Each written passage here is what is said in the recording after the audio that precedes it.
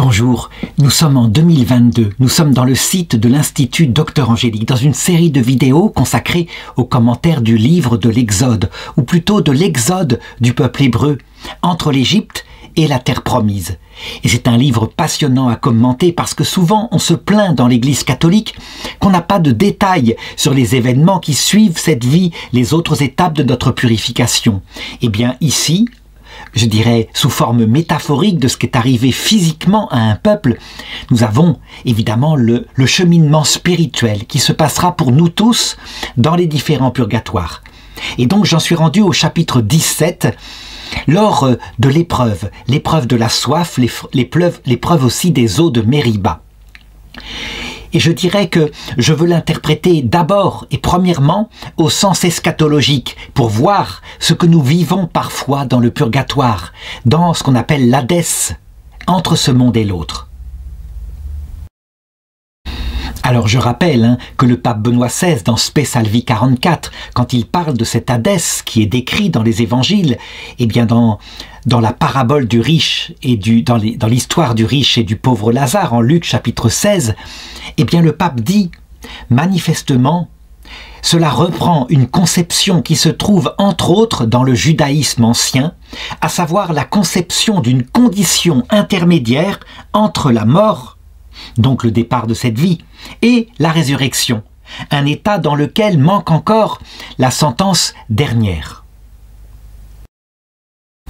Donc, je rappelle que même si c'est quelque chose qui s'oppose à la théologie scolastique, cela ne s'oppose pas du tout à la tradition de l'Église. Donc, l'existence d'une deuxième étape dans notre vie qu'on appelle la mort, en grec Hadès, en hébreu Sheol, et qui est un passage qui doit durer normalement quelques jours, mais qui peut se transformer en séjour, et où les épreuves continuent en vue de notre salut éternel. Voilà comment commence ce chapitre 17. Toute la communauté des Israélites partit du désert de Sin pour les étapes suivantes sur l'ordre de Yahvé. Donc il y a bien toute une série d'étapes qui peu à peu nous mènent à la vie éternelle, qui est symbolisée par le pays de Canaan. Tout dans le peuple hébreu se passe dans sa chair, et donc l'Égypte, c'est le symbole de la vie terrestre, Canaan, c'est le symbole de ce pays éternel, où on vivra pour toujours en se nourrissant de lait et de miel, ce qui symbolise la vision béatifique, ce qui rend parfaitement bienheureux. Sur l'ordre de Yahvé, ils campèrent à Réphidim, où il n'y avait pas d'eau à boire pour le peuple. Alors, je me demandais, quand j'étudiais l'eschatologie, ça veut dire ce qui se passe à l'heure de la mort, je me demandais, mais comment pouvait-il être possible que le 13 mai 1917, la Vierge Marie ait répondu à Lucie, à Fatima, à propos d'une question qu'elle lui posait sur une jeune Amélia, morte autour de 17-18 ans, récemment, au Portugal, ce qu'elle était devenue. Et la Vierge lui répondit, « Amélia est au purgatoire jusqu'à la fin du monde. » Et donc je me demandais, comment pouvait-il se faire que cela prenne tant de temps ? Comment est-ce que le Seigneur peut faire avancer notre purification dans ce lieu qui n'est pas bon pour nous, un lieu qui ne nous plaît pas et qui parfois est l'Hadès, mais je verrai dans le commentaire du livre de Josué qu'il y a d'autres purgatoires après le jugement individuel. Alors, voilà comment fonctionne la théologie catholique. Elle s'appuie sur les données de la foi, qui nous dit qu'il y a bien une purification, parce que la charité tout entière doit être purifiée. Et d'autre part, eh bien, elle s'appuie aussi sur la philosophie. Or, grâce aux expériences proches de la mort, on le sait maintenant, juste à l'arrêt du cœur, on ne devient pas de purs esprits, on garde son psychisme, on continue de voir, d'entendre. On a un corps fantomatique que nous sur Terre on ne peut pas voir. Et donc les êtres humains continuent d'être des êtres humains, même s'il leur manque, avant la résurrection, leur corps physique palpable. Ce corps-là, il reviendra, mais à la fin. Donc, en l'occurrence, nous continuons notre purification sans être handicapés dans ce qu'est notre connaissance. Nous avons véritablement un psychisme aussi.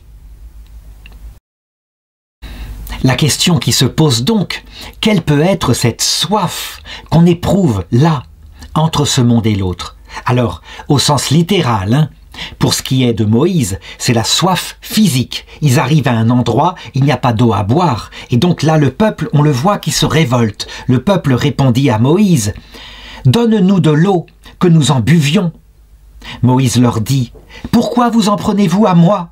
Pourquoi mettez-vous Yahvé à l'épreuve ?» Le peuple y souffrit de la soif, le peuple murmura contre Moïse et dit « Pourquoi nous as-tu fait monter d'Égypte? Est-ce pour nous faire mourir de soif, moi, mes enfants et mes bêtes ?» Moïse cria vers Yahvé en disant « Que ferai-je pour ce peuple? Encore un peu plus et ils me lapideront. » Et donc, on le voit, sur terre, souvent, c'est la soif physique, en tout cas à cette époque-là, où le peuple n'est pas très affiné, donc des problèmes de soif psychologique, soif de quelque chose, je dirais, d'un bien-être intérieur, eh bien, ils sont durcis par l'épreuve, et quand l'eau manque, c'est ça qui compte. Et puis, le problème de soif spirituelle, la soif de Dieu, ils n'y sont pas fort sensibles non plus, parce qu'ils sont un peuple encore très corporel. Quelle peut donc être cette soif lorsque, entre ce monde et l'autre, nous sommes là et qu'il n'y a plus le corps biologique? Eh bien, on peut dire que la soif est de 3 ordres ici. C'est une soif d'ordre psychique, spirituel et mystique. Je m'explique, L'homme ne vit pas seulement de pain. L'homme n'est pas seulement un corps, même si, à l'époque de Moïse, dans les peuples barbares, souvent, il pouvait le penser. L'homme a une vie sensible et cette vie sensible a besoin de sentiments de bien-être, sentiments de sécurité. Or, il s'avère que l'Hadès, c'est un lieu sombre, un lieu sinistre, comme le désert. Et donc, on y voit bien, on n'y est pas bien. Je veux dire, psychiquement, on est fait pour vivre dans un pays où il y a de l'herbe verte, du soleil qui brille, mais pas qui écrase. Donc, voilà la première soif. Deuxième soif, une soif d'ordre spirituel. Je ne parle pas d'une soif religieuse encore, mais notre intelligence a besoin de connaître les choses. Et notre volonté a besoin d'avoir des amis. Et là, on le voit dans ce désert, le peuple, eh bien, il est obsédé par la recherche de boissons. Et donc, il peut être en famine à ce niveau-là, en ce qui concerne les relations humaines. Enfin, troisième soif, la soif mystique. Nous sommes faits pour voir Dieu face à face. Notre nature n'est pas faite simplement pour en avoir une présence lointaine. Et donc, lorsque nous sommes dans un désert, sans encore le voir, cette soif peut être beaucoup plus sensible. Donc je dirais que pour nous purifier et pour purifier la petite Amélia, puisque Dieu ne donne pas encore la vision béatifique, que sa présence, qui vient par moments, est tout de même assez rare, eh bien, il va se développer dans l'Hadès des soifs de plus en plus grandes, d'ordre psychologique, d'ordre spirituel et d'ordre mystique. Les personnes ne se sentent pas bien, il leur manque une eau qui pourrait les combler. Tout ceci est manifesté par exemple dans la parabole du riche et de Lazare, parce que Lazare est là, qui demande, qui supplie Abraham de lui envoyer Lazare pour lui donner un peu de l'eau dont est comblé Lazare, dans un lieu qui s'appelle le sein d'Abraham, où il règne la grâce de Dieu. Donc, on peut en être sûr, dans ce purgatoire, Dieu se cache, ne comble pas le cœur sensible et spirituel des hommes. Cette soif est donc la première purification qu'on pourrait qualifier de passive, parce qu'elle est subie, elle vient d'un manque, du fait que Dieu, on ne l'a pas dans son cœur. Cette soif, évidemment, elle nous manifeste notre propre misère. Et de cette manière-là, Dieu permet à l'homme de découvrir sa pauvreté, la vraie mesure de ses jours. Il va faire avancer le cœur de l'homme dans l'humilité. Humilité, je l'ai dit sans arrêt, vertu absolument nécessaire pour rentrer dans la vie éternelle. Donc, la petite Amélia, très certainement, dans le purgatoire où elle est jusqu'à la fin du monde, eh bien, quels que soient les défauts qu'elle a à purifier, peut-être un bien-être, quelque chose comme cela, elle n'a pas vraiment besoin de Dieu. Dieu va lui faire éprouver la soif, afin que son cœur ne s'installe pas, ne se complaise pas dans ce lieu de désert. Deuxième purification passive, je dirais, on pourrait les qualifier par nos chutes. Nos chutes, ça veut dire le fait qu'on tombe. Évidemment, on peut tomber physiquement, on a vu Jésus qui est tombé en portant sa croix. Mais là, il s'agit plutôt de chutes dans des péchés. Des péchés qui ne sont pas le péché contre l'Esprit Saint. Ça, Dieu veut l'éviter à tout prix. Le fait de refuser, de mépriser lucidement et définitivement le salut de Dieu, c'est ce qu'il ne veut pas. Non, je parle de chute dans des péchés qui sont pardonnables, des péchés de faiblesse ou des péchés de bêtise. Et c'est ce qu'on va voir avec Moïse.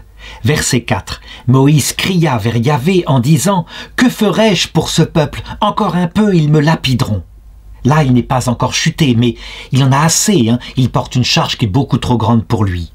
Yahvé dit à Moïse « Passe en tête du peuple et prends avec toi quelques anciens d'Israël. Prends en main ton bâton, celui dont tu as frappé le fleuve, et va. Voici que je vais me tenir devant toi, et là, sur le rocher, en Horeb, tu frapperas le rocher, l'eau en sortira et le peuple boira. » C'est ce que fit Moïse aux yeux des anciens d'Israël.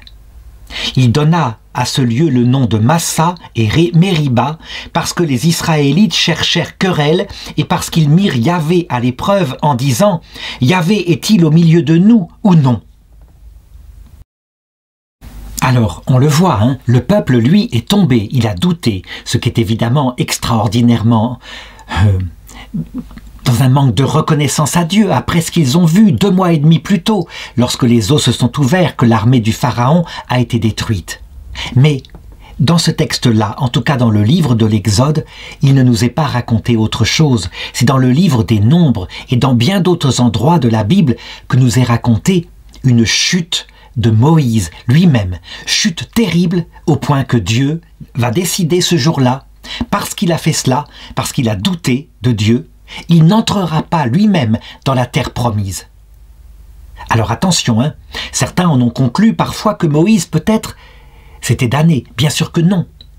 Il a été puni, il a eu un temps de purgatoire à prolonger, et puis il a fini par rentrer au paradis, enfin en tout cas par rentrer dans ce qui préparait le paradis puisqu'il est apparu devant Jésus au moment de la transfiguration de Jésus avec Élie, et il s'entretenait avec Jésus de ce qu'allait lui arriver bientôt à la croix. Mais il a péché, et voilà ce que dit le livre des Nombres. À ces eaux de Massa et de Mériba, Moïse douta de Dieu. Donc, voilà le détail de la scène qui se trouve en Nombres chapitre 20 verset 6. Après que le peuple ait, je dirais, protesté en disant « Pourquoi nous as-tu emportés dans un lieu impropre au semail? Il n'y a pas de possibilité de mettre des figuiers, des vignes, des grenadiers, ni même d'eau à boire. » Alors Moïse et Aaron vinrent à l'entrée de la tente du rendez-vous et tombèrent face contre terre, et la gloire de Yahvé leur apparut. Il faut savoir qu'à cette époque-là, l'arche d'alliance n'est pas construite, mais que Dieu habite dans une petite tente où ils vont à la rencontre de Dieu. Et là, il s'exprime. Il y a donc un lieu concret où on peut lui parler. Et Yahvé parla à Moïse et dit « Prends le rameau c'est l'équivalent du bâton, et rassemble la communauté, toi et ton frère Aaron, puis sous leurs yeux, dis à ce rocher qu'il donne des eaux. » Ce qui est une chose folle, il faut évidemment avoir la foi. Un rocher, taper dessus et il donnerait de l'eau. Tu feras jaillir pour eux de l'eau, et ce rocher, tu feras boire la communauté et son bétail. Donc, il doit sortir de ce rocher une source d'eau vive. On voit bien le sens allégorique. Il s'agit du cœur du Christ, le rocher d'où est sorti le sang et l'eau, qui nourrit pour la vie éternelle. Mais pour le moment, je continue de raconter d'abord le sens matériel. Tout arrive à Israël dans sa chair. Moïse prit le bâton de devant Yahvé, comme il le lui avait commandé. Moïse et Aaron convoquèrent l'assemblée devant le rocher.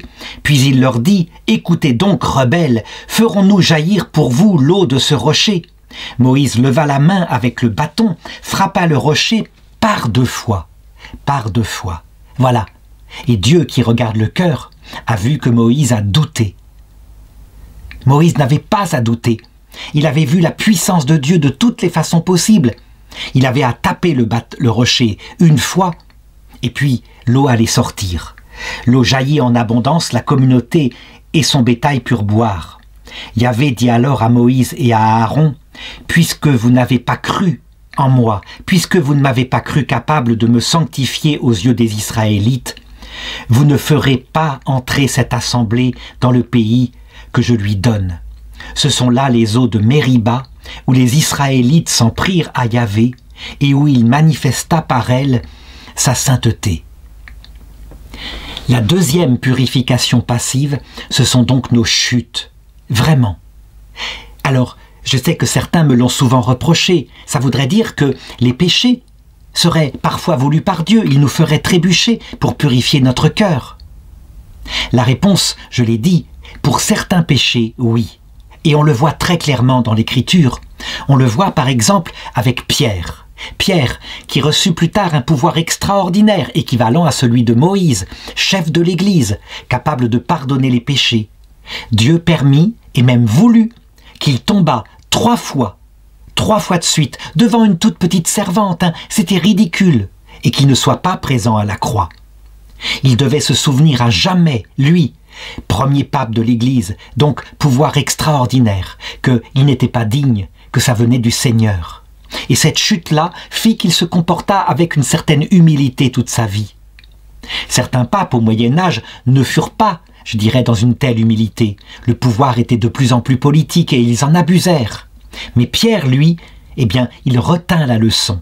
Donc une chute comme ça, provisoire bien sûr, péché contre le Père, donc par ignorance, par faiblesse, ou péché contre le Fils, par ignorance, une chute peut provoquer en nous un cœur modeste.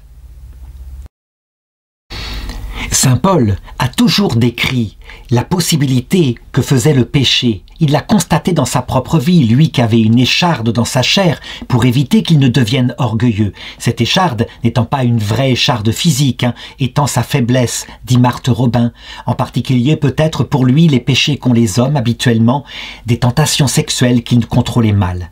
Et donc Saint Paul, il relève tout de suite dans l'Épître aux Romains, chapitre 6, verset 1, une objection, une possibilité.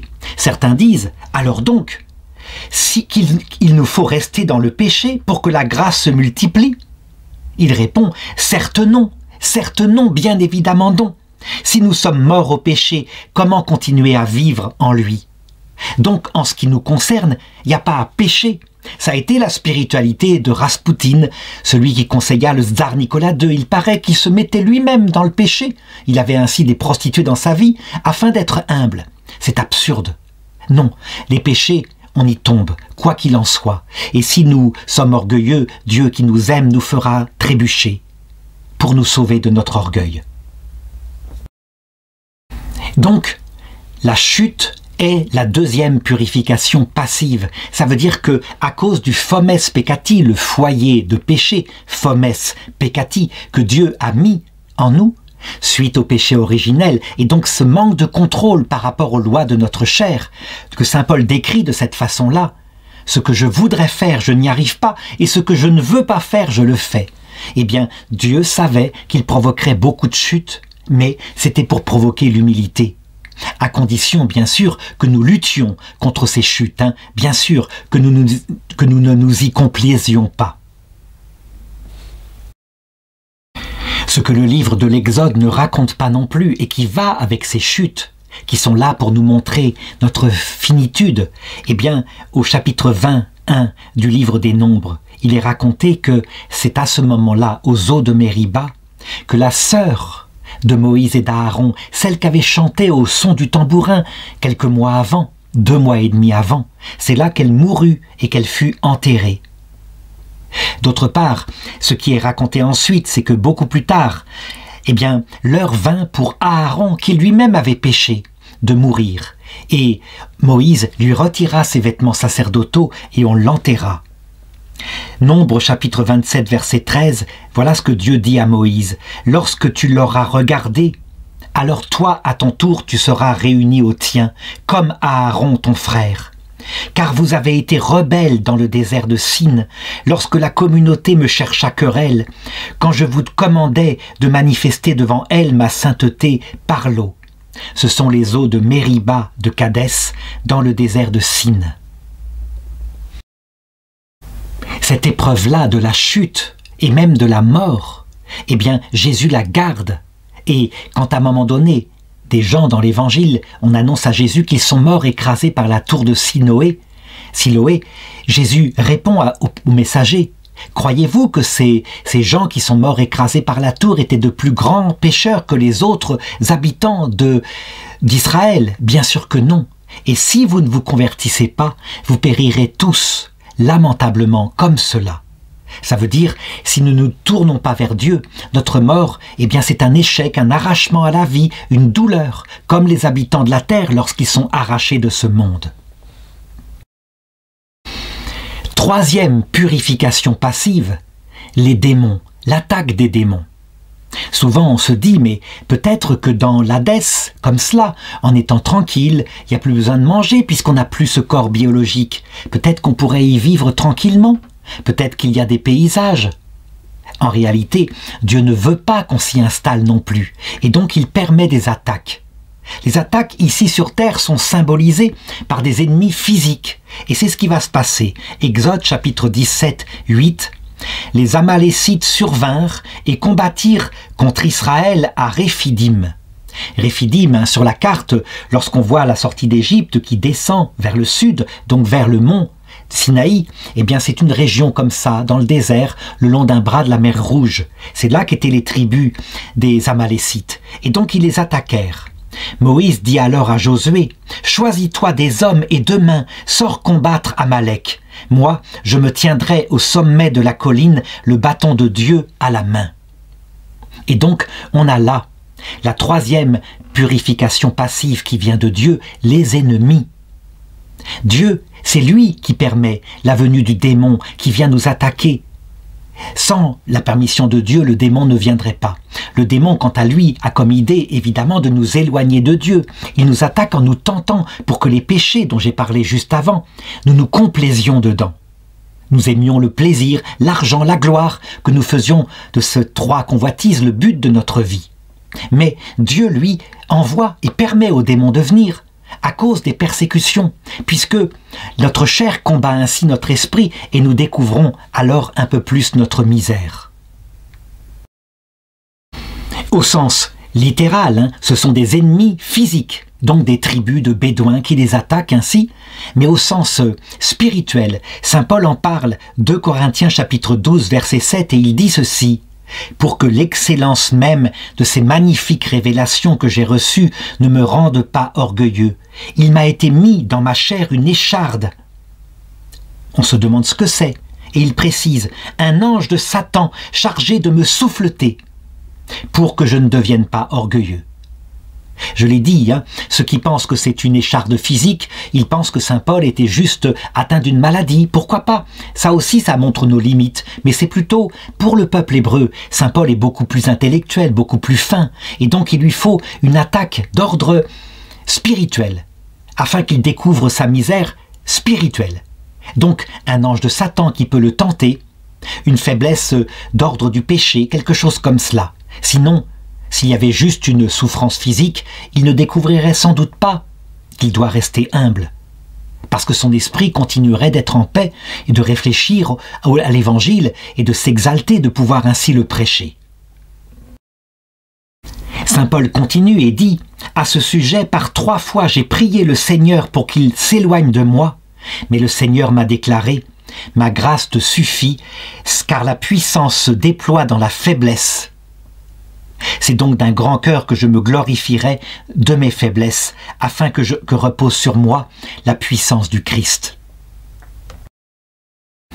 Donc Dieu suscite à Israël un ennemi qui combat contre lui, et c'est bien une purification passive. Israël ne l'a pas cherché.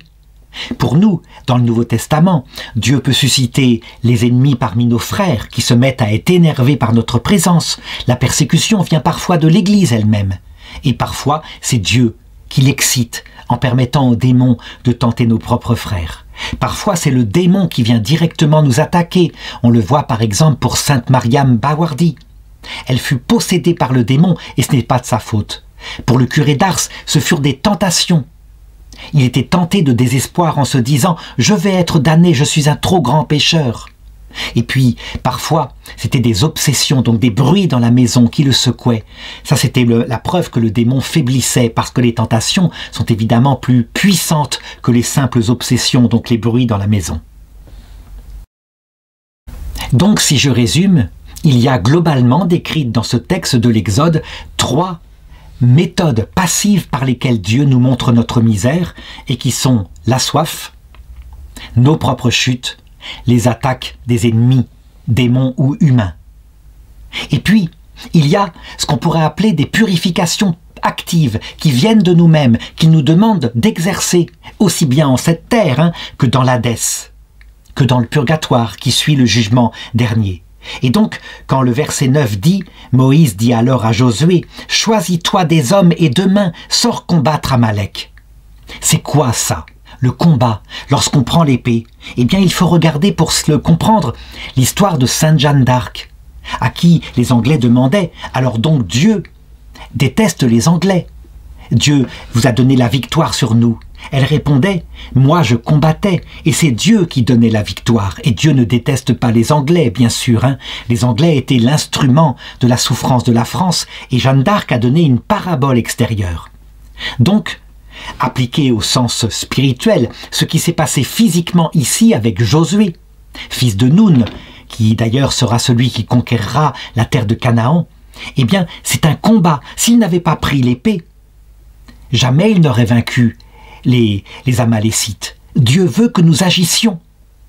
Dans notre vie spirituelle, ça consiste à lutter contre ces péchés, à lutter pour ne pas chuter dans des péchés de faiblesse, des péchés d'ignorance en se cultivant. Donc, il y a une véritable action contre soi-même. C'est ce que les spirituels, par exemple les moines dans le désert, lorsqu'ils inventèrent la vie monastique au IVe siècle après Jésus-Christ en Égypte, appelaient l'ascèse. L'ascèse, c'est donc un guerrier qui prend en main sa vie, qui traite durement son propre corps afin de ne pas se laisser aller à la paresse. L'ascèse est nécessaire. Évidemment, elle ne provoquera pas notre salut. Si elle est trop réussie, elle pourrait au contraire faire croire que nous sommes des guerriers puissants, capables d'accéder au ciel par nous-mêmes. C'est ce qu'on appelle le pélagianisme. Mais l'ascèse, si elle est à sa juste place, accompagnée de chutes, et on se relève et on se repent, l'ascèse dans la faiblesse, alors elle est une véritable aide pour se purifier. Et puis, la cinquième moyen, autre, je dirais, purification active, c'est la prière. Et donc voilà ce qui est raconté dans le texte. Josué fit ce que lui avait dit Moïse, il sortit pour combattre Amalek, et Moïse, Aaron et Our montèrent au sommet de la colline. Lorsque Moïse tenait ses mains levées, Israël l'emportait, et quand il les laissait retomber à cause de la fatigue, Amalek l'emportait. Comme les mains de Moïse s'alourdissaient, ils prirent une pierre et la mirent sous lui. Il s'assit dessus, tandis qu'Aaron et Our lui soulevaient les mains, l'un d'un côté, l'autre de l'autre. Ainsi les mains restèrent fermes jusqu'au coucher du soleil. Josué défit Amalek et son peuple au fil de l'épée. Yahvé dit alors à Moïse, « Écris cela dans un livre pour en garder le souvenir, et déclare à Josué que j'effacerai la mémoire d'Amalek de dessous les cieux. » Encore une fois, ce qui arrive dans la chair, donc les bras de Moïse levés comme ça, geste que le prêtre fait toujours à la messe, eh bien au sens spirituel, ça signifie la prière. Tant que Moïse prie, Amalek est vaincu, et quand Moïse arrête de prier, Amalek vainc. Ça veut dire quoi au niveau de la vie spirituelle? Eh bien, toute l'ascèse que nous pouvons avoir, par exemple les moines dans le désert, ils se prenaient des pénitences terribles, ils portaient des instruments de torture pour ne jamais s'endormir. Eh bien, s'ils ne priaient pas, ça ne servait à rien, ils tombaient. Au contraire, s'ils priaient, alors ça servait à quelque chose. Tout cela est raconté dans la vie des saints. Je pense par exemple à un homme qui porte le même nom que Moïse, Saint Moïse l'Éthiopien, un saint catholique pour le coup, un ancien bandit qui devint moine après sa conversion, qui avait pratiqué le vol, donc convoitise de l'argent, le viol, donc convoitise de la chair de manière brutale, et puis il dirigeait une troupe de bandits, il était vaniteux. Quand il se convertit, il alla près des moines dans le désert d'Égypte et il les supplia de le prendre avec eux. Ce qu'ils firent, et là, il était évidemment soumis à plein d'addictions.